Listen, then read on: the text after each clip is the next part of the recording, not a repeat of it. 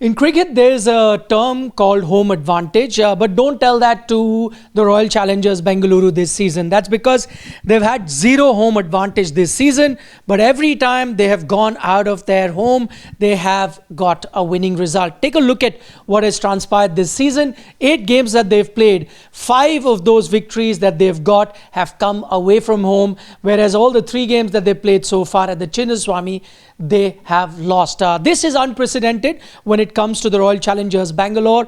They've never had this sort of a success playing outside their home. Remember, they started off this season beating Mumbai in Mumbai, beating Chennai in Chennai, Kolkata in Kolkata, and they've continued that trend, beating Punjab in Mullanpur. Of course, Mullanpur isn't a citadel like we spoke about Chennai and Mumbai for those teams, yet it is a result that will give the RCB faithfuls a lot of confidence. And why do I say that? That's simply because Mullanpur was a ground where Punjab Kings had had reasonable success before this encounter. They'd played 3 games and they'd won 2 out of those. However, what happened in this game has left everyone baffled. And I have to talk about the conditions. Now, if you are Punjab Kings, then you are going to have the conditions that are going to favor you.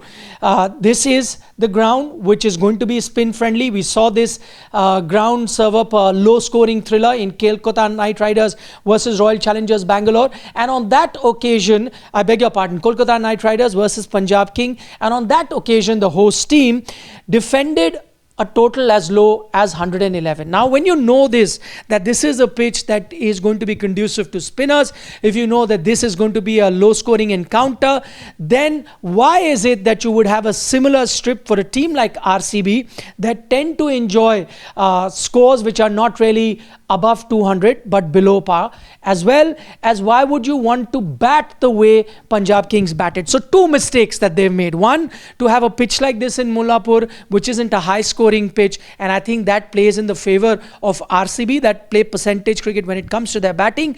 And also, even if you were serving a low scoring pitch, then you should have approached the game in that fashion. And I think Punjab Kings are guilty on both those counts. Let's talk about why do I say that they approach the game in a wrong way. And that primarily boils down to their batting. You are 62 for 1 in 6 overs, the best power play that you've had batting first.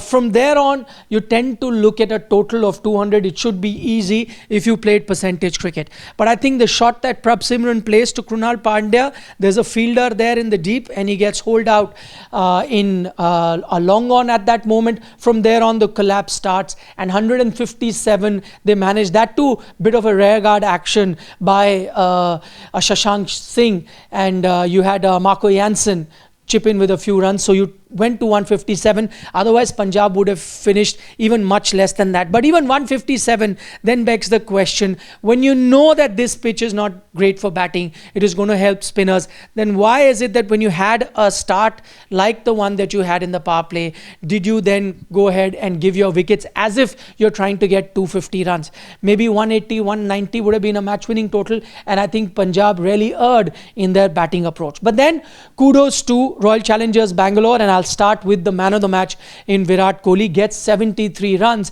And what's really interesting to note, that he's already crept up in that orange cap race. He's sitting on the 3rd position, just about 40 odd runs behind the number 1 player, which is Nicholas Puran. And why is it incredible? Why do I say it's incredible? Virat is at number 3. Of course, he's won the orange cap in the past, but I say it's incredible because this IPL has not been an outstanding IPL for Virat Kohli, and yet he's number 3 on that points table when it comes to most run. Why is that? I think this is what highlights Virat Kohli's class, that without being at the top of his game, he can still be amongst the best batters of the league. And he tends to do this very quietly, very understated. As you often say, you know, a silent assassin or killing me softly. These are 2 terms that come to your mind. And that's exactly what Virat Kohli has been doing, killing oppositions, but very softly, without anyone realizing he's number 3 on the orange cap list. And who knows how far he can go from here, because his team is sitting in a good position. Before I come to the points table, a word for Devdutt Padikkal as well. 61 he gets, not the highest scorer, but look at his strike rate at 175 on a pitch that was really tough to bat on. all right, the pitch got a bit better in the second innings, yet not really conducive to stroke making, yet he bats at 175 strike rate. Remember, only 7 balls were to spare when RCB win.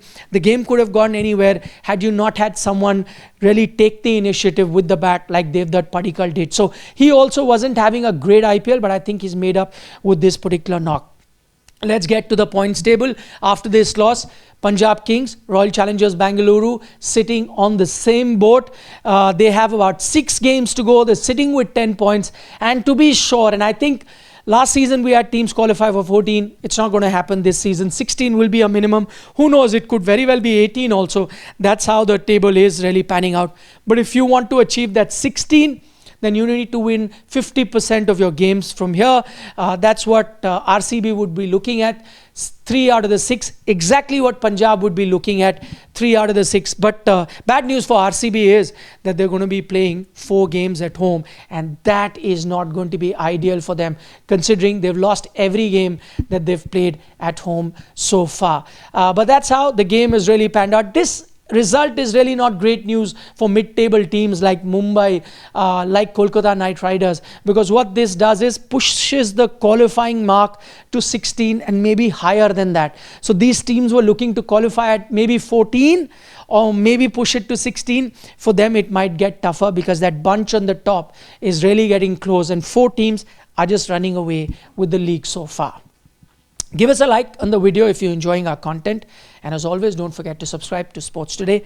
Nikhil Naz signing off.